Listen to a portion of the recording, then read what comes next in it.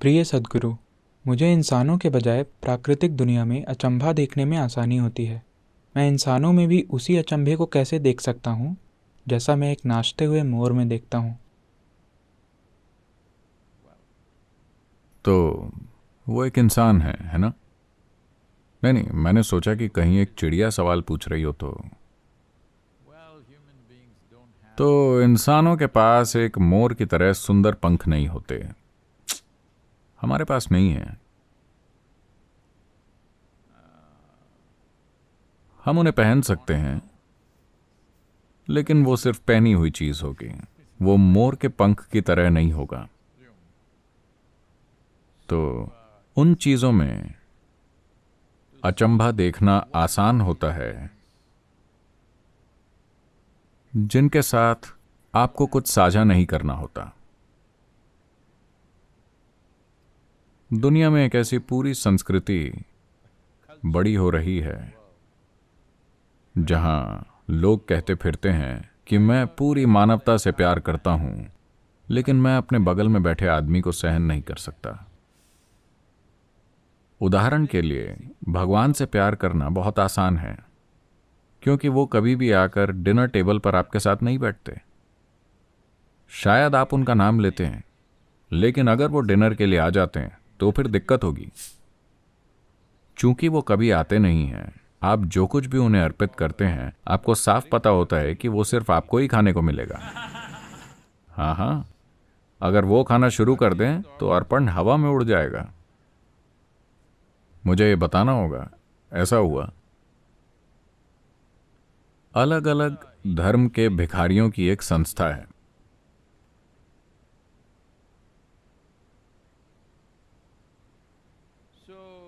इसके केवल 3 सदस्य हैं। एक भिखारी हिंदू है, एक भिखारी क्रिश्चियन है, एक भिखारी मुसलमान है। तो वो कह रहे थे कि वो बहुत धार्मिक हैं, लेकिन उनके आर्थिक हालातों के कारण उन्हें साथ रहना पड़ता है, वरना वो लड़ाई करेंगे। तो एक दिन वो पेड़ के नीचे मिले और हिंदू भिखारी ये दिखाना चाहता था कि वो वाकई में एक भक्त है। उसने कहा, देखो, हर दिन मुझे भीख में जो कुछ भी मिलता है, आमतौर पर मुझे जितने भी पैसे मिलते हैं जिसमें सिक्के होते हैं और अलग अलग तरह के छोटे नोट होते हैं, मैं एक बड़ा सा ओम लिखता हूं, ओम।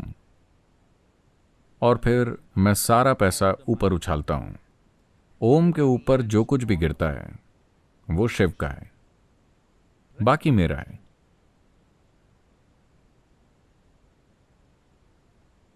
मैं एक सच्चा भक्त हूं। ओम तो आप जानते हैं, बड़ी सी पूंछ और ऐसा ऐसा और वो सब।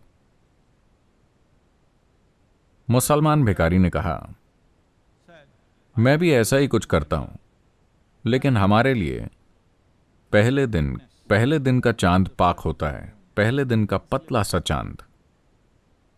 मैं पहले दिन के चांद का एक चित्र बनाता हूं और फिर पैसे उछालता हूं। जो कुछ भी चांद पर गिरता है वो अल्लाह का है, बाकी मेरा है।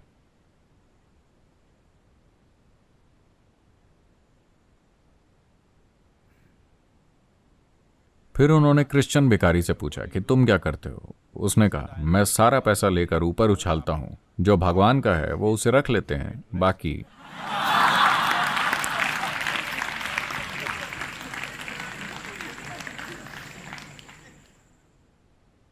इस तरह एक मोर को प्यार करना आसान है, जो नाच रहा है और जो सुंदर है, क्योंकि वो आपसे कुछ मांगता नहीं है।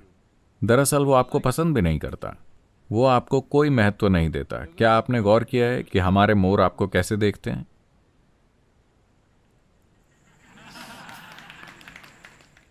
वो आपको कोई महत्व नहीं देता। तो आपके देने के लिए कुछ भी नहीं है, आपको कुछ भी नहीं करना है, आप बस दूर से उसका आनंद ले सकते हैं। इसी कारण आजकल ढेरों लोगों के लव अफेयर चलते रहते हैं, फेसबुक पर, टिकटॉक पर और जो भी, इंस्टाग्राम और जो भी, क्योंकि आपको उनसे मिलना नहीं है, आपको उनके साथ कोई भी चीज साझा नहीं करनी। आपको बाथरूम के बाहर इंतजार नहीं करना है जब वो उसे यूज कर रहे हो।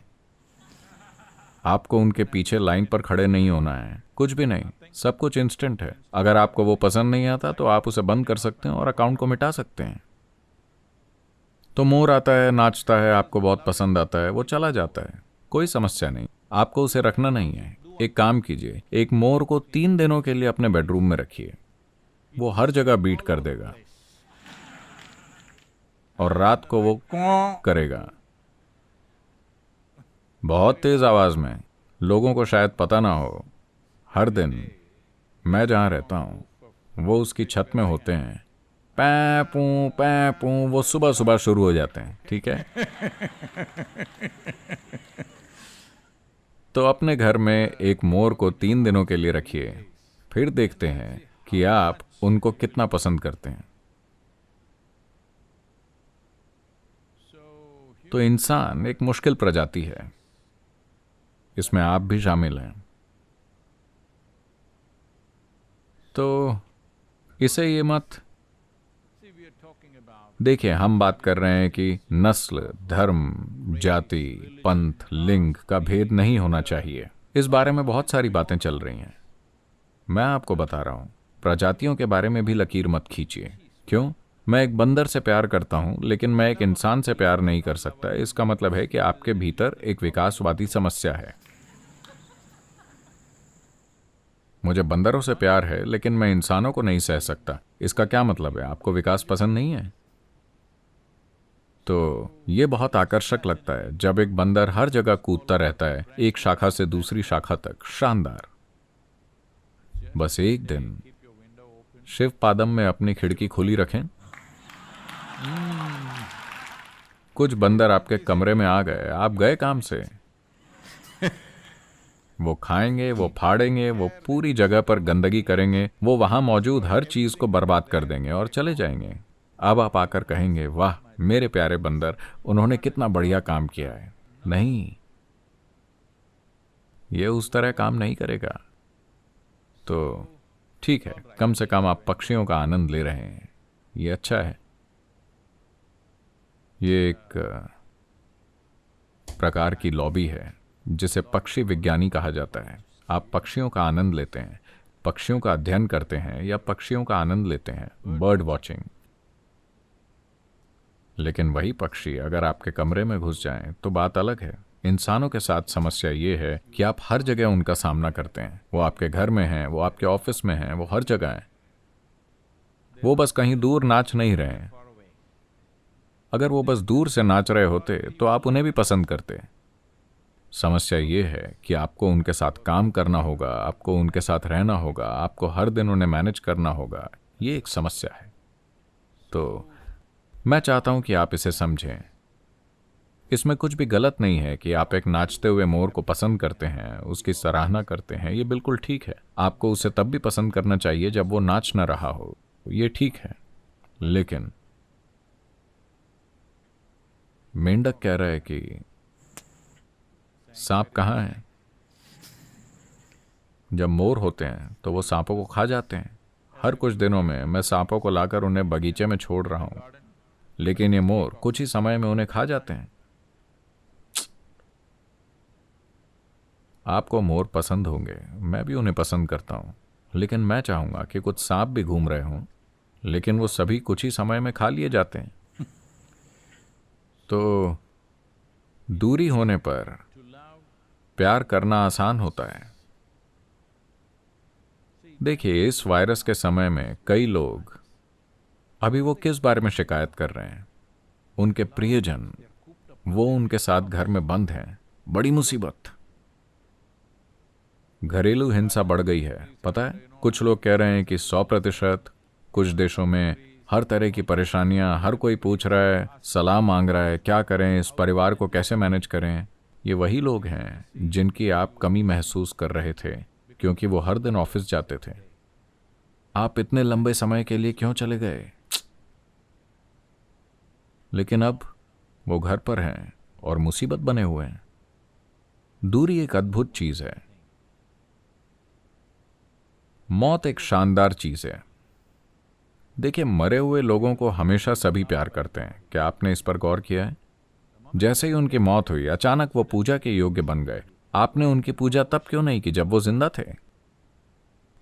ऐसा क्यों है कि मरते ही वो पूजा के योग्य बन गए? दुनिया में कहीं भी लोग उन्हें ऊपर रखते हैं और ऐसा करते हैं, फूल डालते हैं या जो भी करते हैं, सिर्फ इसलिए कि वो मर चुके हैं। जब वो जिंदा थे तब आप इसे करने के लिए तैयार नहीं थे। जब वो मर चुके हैं तब आप ये कर रहे हैं। इसका मतलब क्या है? नहीं, मैं ये नहीं कहना चाहता। आप जानते हैं, जब वो जिंदा थे आप उनके साथ संघर्ष कर रहे थे। जैसे ही वो मर जाते हैं आप उनकी पूजा करते हैं, उन्हें याद करते हैं और उनसे प्यार करते हैं। इसका क्या मतलब है? आप शायद इंतजार कर रहे हैं। ये अच्छी बात नहीं है, बिल्कुल भी नहीं। तो चलिए इसे ध्यान से देखते हैं। आपकी समस्या ये है कि आपके व्यक्तित्व की एक निर्धारित विशेषता है। आप एक ऐसी चीज की तलाश कर रहे हैं जो आपके व्यक्तित्व को नुकसान न पहुंचाए। लेकिन इंसान, आप तो जानते हैं, हर इंसान आपकी सीमाओं का सम्मान नहीं करता है। वो उस पर कदम रख ही देते हैं। उनमें से कुछ अनजाने में, उनमें से कुछ जानबूझकर, मेरी तरह। हमेशा जानबूझकर आपकी सीमाओं पर कदम रखना। तो जैसे ही कोई आपकी सीमाओं पर कदम रखता है, आपको लगता है कि वो व्यक्ति एक समस्या है। मोर अभी आपकी सीमाओं के बाहर है। वो बहुत सुंदर दिखता है। अगर वो आपकी सीमा में कदम रखता है तो आप उसे भी एक बड़ी परेशानी की तरह देखेंगे। हाँ, आप देखेंगे। चाहे वो मोर हो या कोई और पक्षी या बंदर या गधा या जो भी हो, दूर से सब कुछ अच्छा होता है। तो अभी आपके और इन प्राणियों के बीच एक दूरी है, इसलिए आप इसका आनंद ले रहे हैं। इसका आनंद लीजिए, इसमें कुछ भी गलत नहीं है। लेकिन महत्वपूर्ण बात यह है कि अगर आप अपने और अपने व्यक्तित्व के बीच थोड़ी दूरी बना लेते हैं तो आप देखेंगे कि आप खुद का भी आनंद लेंगे। और जब आप इस व्यक्ति का आनंद लेते हैं तो आप देखेंगे कि हर कोई शानदार है। हाँ, आप नहीं समझ रहे। मैं कह रहा हूं कि जब आप इस व्यक्ति का आनंद लेते हैं तो हर कोई शानदार लगता है। आप हर किसी का आनंद ले सकते हैं, क्योंकि अब आप लोगों को वैसे देखते हैं जैसे वो हैं। आपके पास कोई ढांचा नहीं जिसमें उन्हें फिट होना होगा। वो उसमें फिट नहीं होते हैं। इसी वजह से भारत में हमने एक देवता की विशेषताएं इस तरह से बनाई कि उस आदमी को स्वीकार करना असंभव होगा अगर वो यहां हो। तो जैसे कृष्ण, राम, शिव, आप इन लोगों को स्वीकार नहीं कर सकते। महिलाओं से पूछिए कि क्या वो राम को अपने जीवन में अपने पति के रूप में स्वीकार करेंगी? वो नहीं करेंगी। पूछिए कि क्या वो कृष्णा को स्वीकार करेंगी अपने जीवन में पति के रूप में? वो नहीं करेंगी। Because it's too much trouble. लेकिन 6000 साल की दूरी के साथ वो कितने शानदार दिखते हैं, कितने शानदार। और शिव, असंभव आदमी। ठीक है, बस कुछ भी और सब कुछ जो आप सोच सकते हैं वो हैं। तो ये एक भगवान का चरित्र इस तरह बनाया गया था कि अगर आप वास्तव में उन्हें उन चीजों के लिए देख रहे हैं जो वो हैं, और फिर भी उन्हें पूरी तरह स्वीकार कर रहे हैं और उन्हें पूजनीय तरीके से देख रहे हैं, अगर आप शिव को स्वीकार करते हैं वैसे जैसे वो हैं, तो आपके पास इस धरती पर किसी भी इंसान के साथ कोई दिक्कत नहीं होगी। तो आपको ऐसा करना चाहिए।